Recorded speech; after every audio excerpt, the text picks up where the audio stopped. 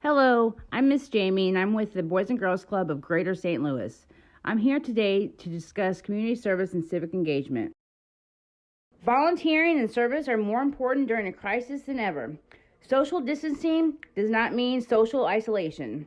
Here are some ideas you can do from home, and don't forget to keep track of your hours and report them to a club staff when you return. With million members, million hours of service.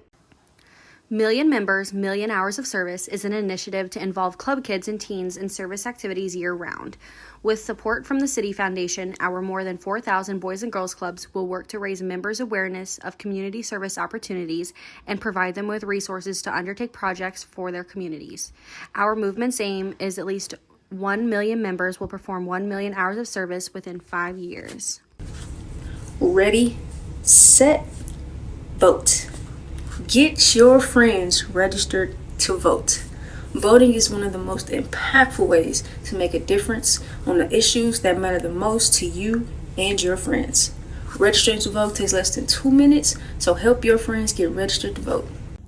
If you are too young to vote, your voice can still be heard. Hi, my name is Danielle Kane, and I'm the 2020 Youth of the Year for the Boys and Girls Clubs of Greater St. Louis. Join me in fighting for after-school programs. After-school programs in Missouri keep kids safe, inspire learning, and give working parents peace of mind. Kids discover who they are and what they love to do, make smart choices, and avoid risky behaviors.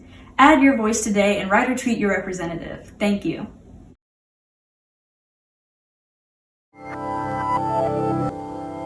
I remember the first time I voted, I was 18. Me and my mom, we walked down to the polling place, and on our way there, she's literally telling everybody that we're walking past that it's her baby's first time to vote. She's taking pictures before we voted, while we're voting, which I'm pretty sure is illegal, and even after we're voting. And I'll just never forget that. And I've voted in every election since. In 2019, for the first time ever, millennials, which includes yours truly, will surpass the baby boomers as the largest voting bloc in the US. And with that comes a lot of power, especially since there's so much at stake in the 2020 election. The thing is, people under 30 tend not to vote nearly as much as people over 30, or like over 45 if we're really being honest. But if we don't vote, it means election results may not actually reflect what the largest generation of people actually want. Yikes. So, why don't younger generations vote as much as older people do?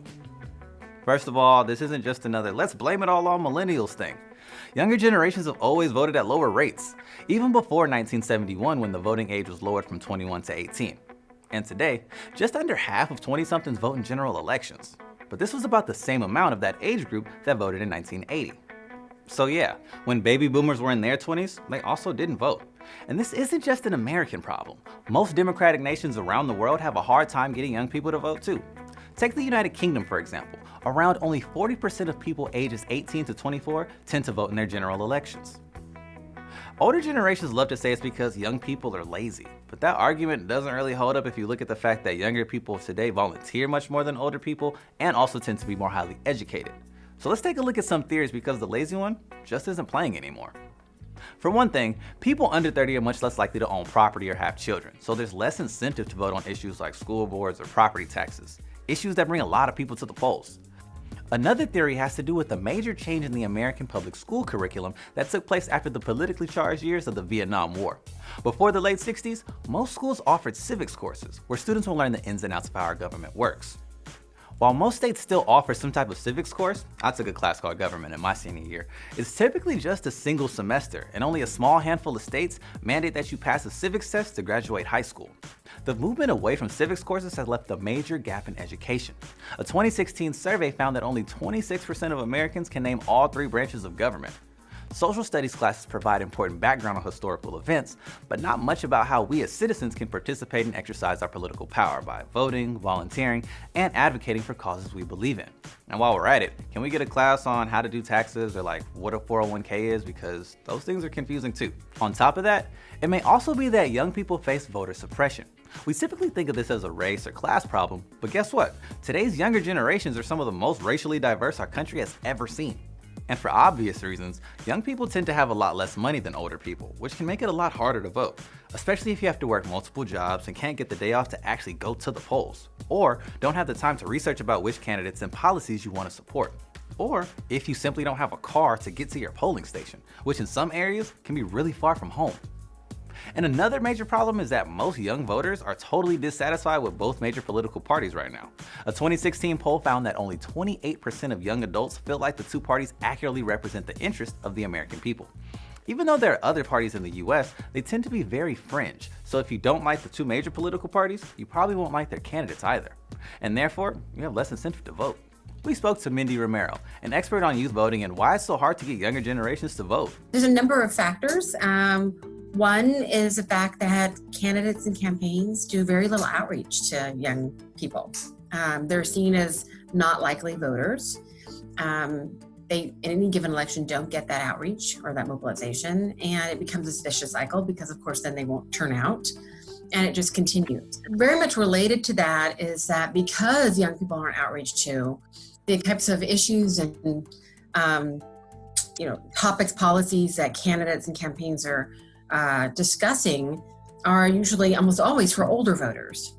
They're not talking about issues for young people because they're not trying to turn young people out to vote. So yeah, guys, voting's kind of a big deal. But there are a lot of other ways to be politically active, especially if you're not old enough to vote.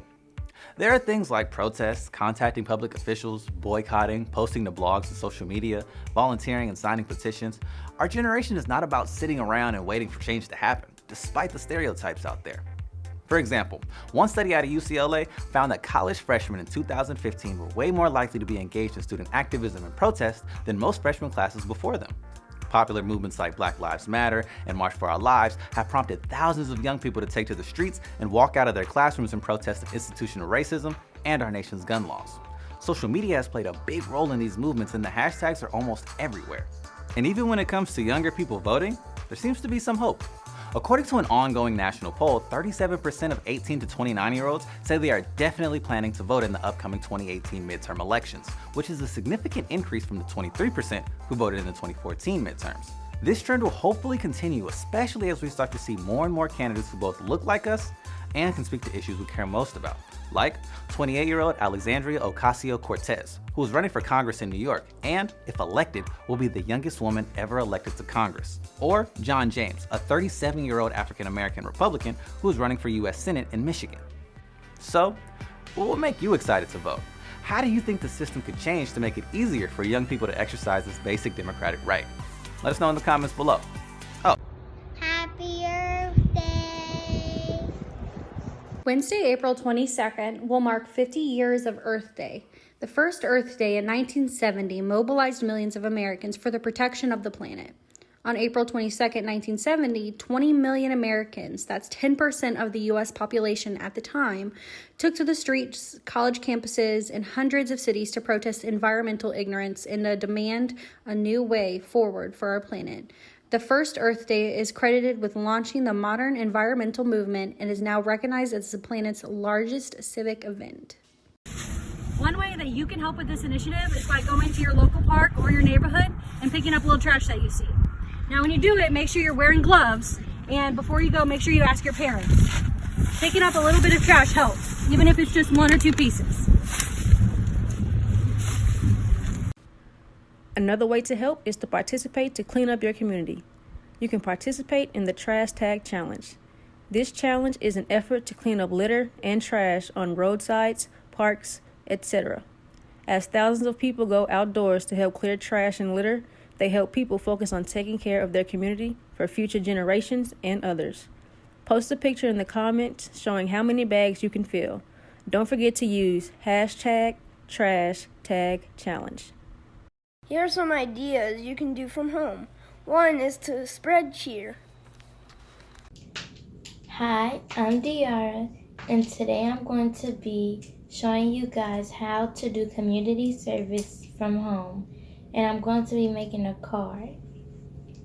So the supplies you will need is markers, but I'm using Sharpie markers, and then you're going to be using paper, any type of paper, but I'm using cardboard, well, construction paper. And then you need a pencil, so you can do whatever you need to do and erase, and then color. And then you'll need sticky notes as well, just in case you want to write to the mailman or mailwoman. Yeah. I already pre-made a card, as you can see. Well, you can't see, but I'm gonna be outlining it so you can see what I put on there and the words.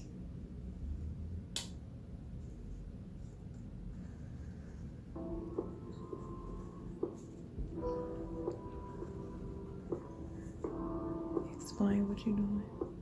So right now, I'm outlining the nurse's mask. Well, the nurse net for your head. And this can open.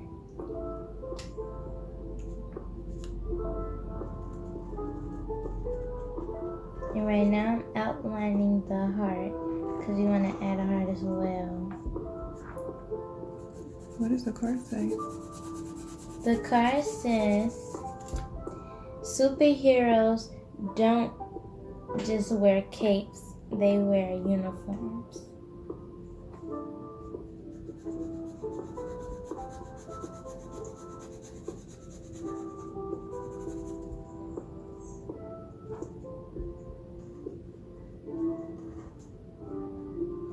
Now I'm doing the heartbeats. And I'll be back to show you. And I'll be back to show you the finishing touch later. Okay guys, I'm back and with the finishing product. This is the front, then this is the middle, and then the end.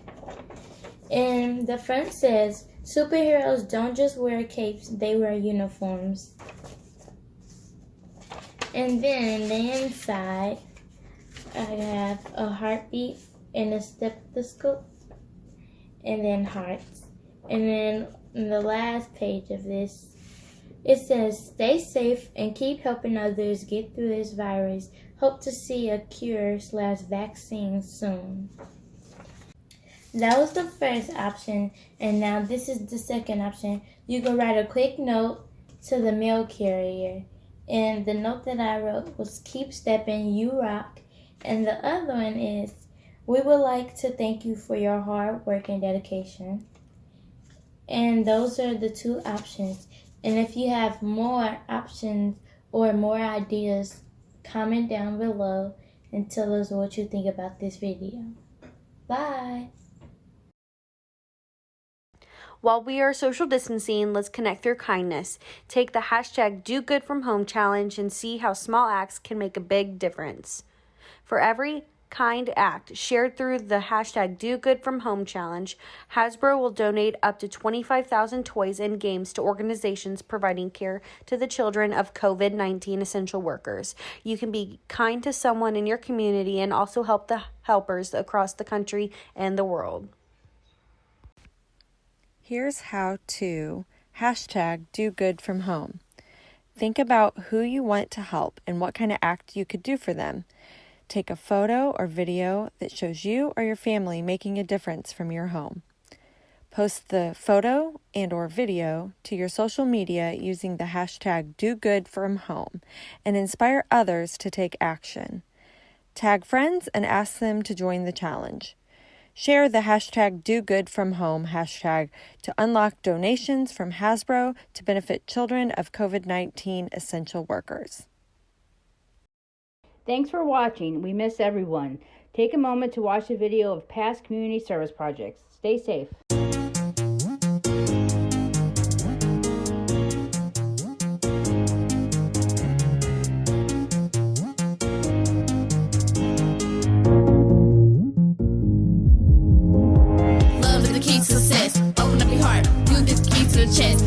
Push me to do my best when the sun goes down. There's a place I can rest. Love is the key to success. Open up your heart. You get the key to the chest. Family is pushing me to do my best when the sun goes down. There's a place I can rest. Family was pushing me through school. I know I had to think. I had to use my brain as a tool. Pop said I never had to hang with the crew, so I'm starting a new rule and I act like a fool. Love is the key. Love is the key. Love is the key. Love is the key. Love is the key. Love is the key. Throughout school, I made honor roll. Throughout school, I made honor roll. I think I finally reached my goal. If we come together, we can make a whole. And I'm still on top, I'm on a roll. And I'm making sure for the one one that think I want gon' go. Love is the key to success. Open up your heart, you can get the keys to the chest. Family members pushing me to do my best. When the sun go down, that's a place I can rest. Love is the key to success. Open up your heart, you can get the keys to the chest. Family members pushing me to do my best. When the sun goes down, that's a place I can rest. This world was left to our generation. Got no choice but to change this nation. Things we go through, things we facing. Gotta think quick, my mind is racing. Things I'm after, dreams I'm chasing. All my problems, I'ma embrace them. Love is the key, that's the song we sang. That's the song we sang. If you got love, then you got power. If you got love, then you got power. Love is the key. Love is the key. Love is the key. Love is the key. Love is the key. Love is the key. Love is the key to success. Open up your heart, you can get the keys to the chest. Family members pushing me to do my best. When the sun go down, that's a place I can rest. Love is the key to success. Open up your heart, you can get the keys to the chest. Family members pushing me to do my best. When the sun goes down, that's a place I can rest. Love is the key to my heart. Love my friends and family, my friends, my girls. We be hanging, we be singing, we having a good time. My family, they mean the world to me. I dig that. Believe that, they mean the world to me. This world was left to our generation.